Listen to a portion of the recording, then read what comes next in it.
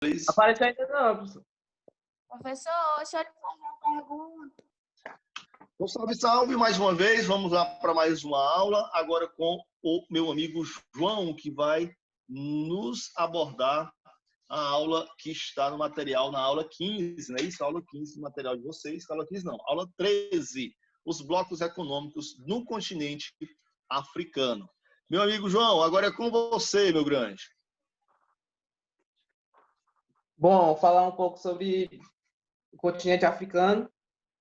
E eu destaquei assim uns 6 pontos que para mim eram os principais sobre esse continente. E eu vou começar falando. Pronto, suas características gerais. Ele é o terceiro maior continente do mundo, o continente africano, com 30 milhões de quilômetros quadrados. A maioria dos seus países, que são 55, estão em subdesenvolvimento, com um nível de DH de alguns muito baixos, já de outros assim muito elevados, em consideração até mesmo o Brasil. Tem uns países como Cabo Verde,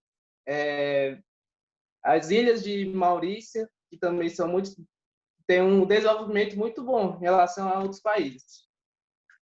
Bom, sua economia, no geral, como vocês devem saber, visto de imagens, livros, filmes, retrata muito a pobreza que nesse continente é muito evidente. Devido à sua colonização de anos passados, que eu vou falar mais na frente. Suas principais atividades econômicas são a agricultura, a criação de gado e o extrativismo mineral, com uma grande diversidade de minerais que são extraídos dentro desse continente. Também acontece em diversos países, mas que principalmente acontece no Marrocos, que lá é extraído o fósforo e o ferro, e entre outros minerais. Também na Gana, são extraídos a bauxita. Enfim, é uma diversidade muito grande e que esse continente apresenta de minerais dentro do seu continente. O PIB total da África equivale a 1% do PIB mundial, para vocês verem como é o desenvolvimento desse continente. E assim, não se desenvolveu muito por causa das suas histórias antepassadas, que eu vou contar mais na frente. A colonização.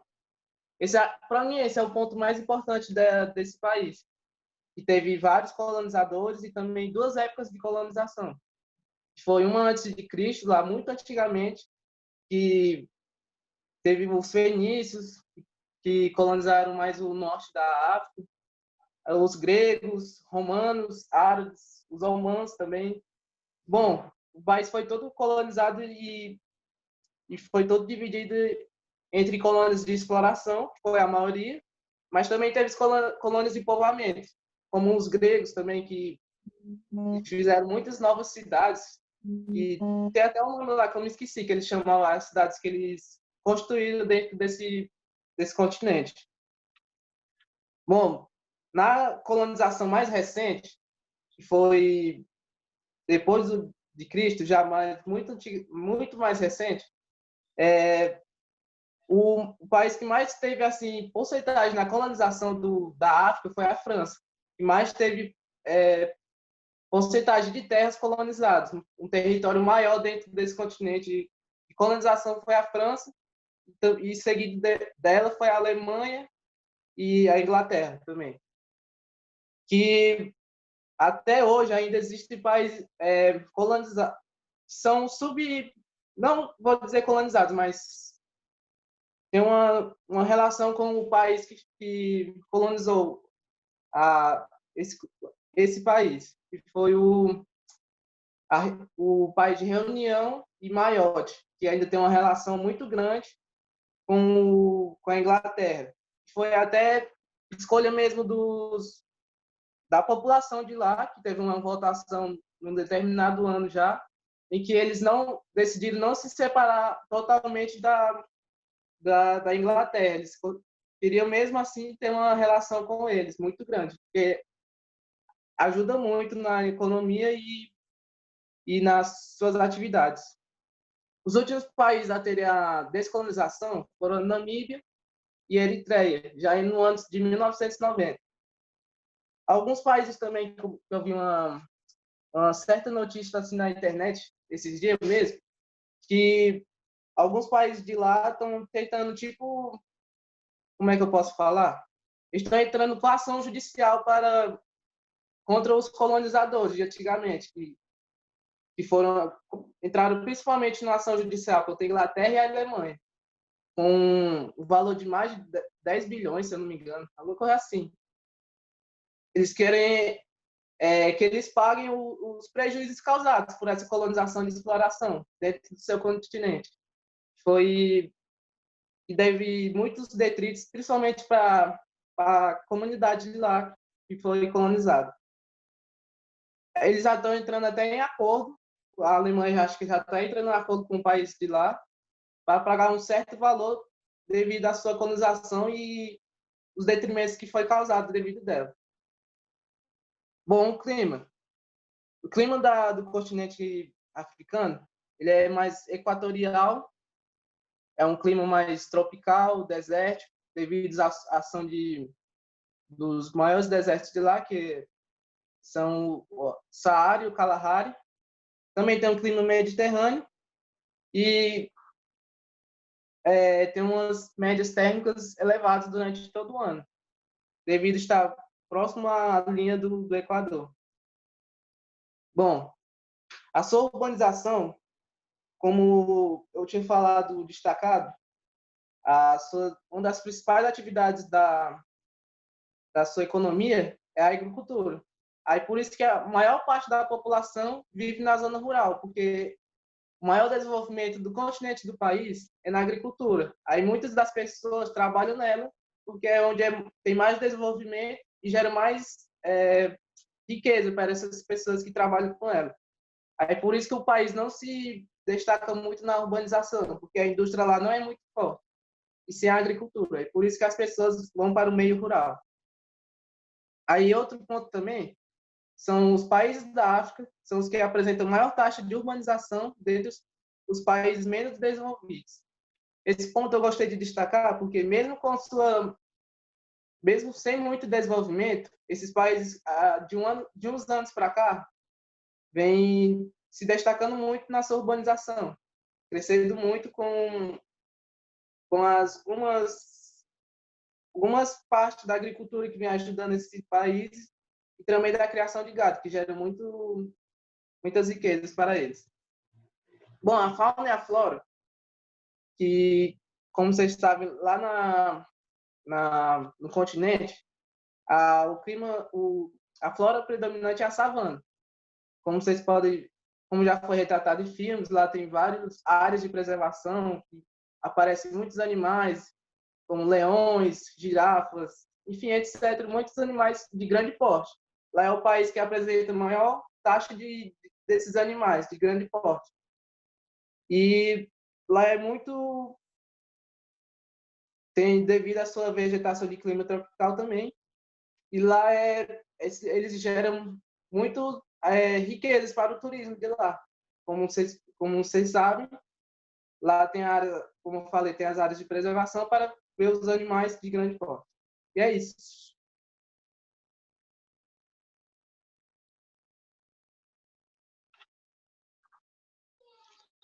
Muito bem, muito bem.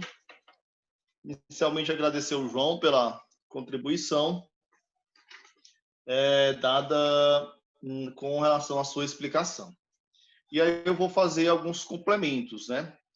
Quando nós falamos de África, é de fundamental importância compreender quais são as causas principais dessa imagem que se propaga da África como sendo um dos continentes mais pobres do mundo, né? Onde existe um número muito grande de doenças, né? Taxas de pobreza extremas altíssimas, mortalidades, expectativa de vida baixa, mortalidade infantil elevada, índice de analfabetismo extremamente elevado. Então, o porquê desses graves problemas dentro desse continente? O foco dado pelo João é de fundamental importância quando ele fala do processo de colonização. A colonização ela foi e ela será, caso aconteça, em outras regiões, em outros pontos, apesar de quase praticamente todo o planeta Terra hoje já ter dono, né? Com exceção da Antártida. Então, a colonização, principalmente a de povoamento, ela trouxe graves consequências para as regiões que a vivenciaram, né? E a África não foi diferente. A África, vamos dizer que ela passou por momentos diferentes de colonização. Ou, se você imaginar, o processo inicial de colonização iniciado lá no século XV. Naquela época, a África já era explorada através das feitorias, né, realizadas pelos europeus. Não era uma colonização, mas era feitoria, era uma exploração. Chegava, se extraía, se carregava as embarcações e retornava. E aí o processo de colonização iniciado na América,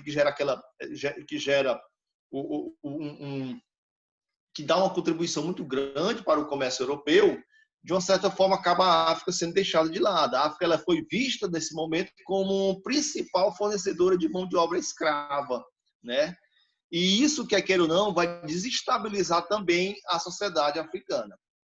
Só que no século XVII, século XVIII, quando ocorre a industrialização, os olhares do mundo, dos países europeus, se voltam para a África novamente, vendo a África como principal fornecedor de matéria-prima para atender às necessidades das indústrias europeias. Aí a intensificação da exploração ela aumenta drasticamente.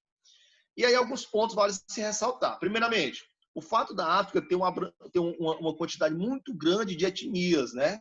Um número muito grande, uma quantidade muito grande de grupos étnicos.